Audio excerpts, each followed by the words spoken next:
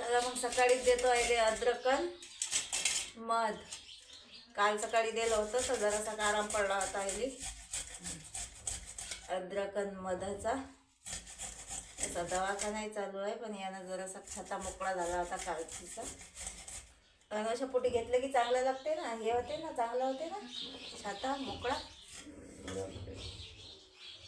नाही तर पुढचा अद्रक घेतले खिसून.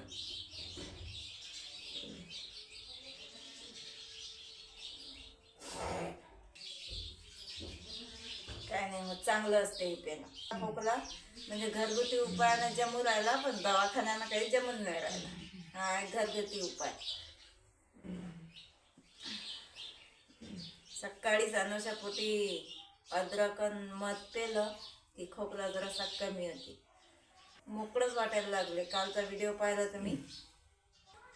ही मध तर आमच्या घरीच असते.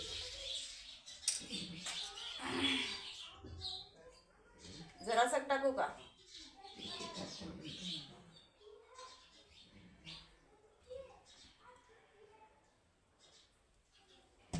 आणि असं पतलं करायचं मस्त.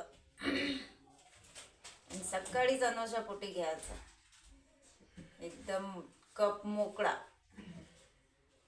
वाफही देऊन दिली तिले सकाळीच.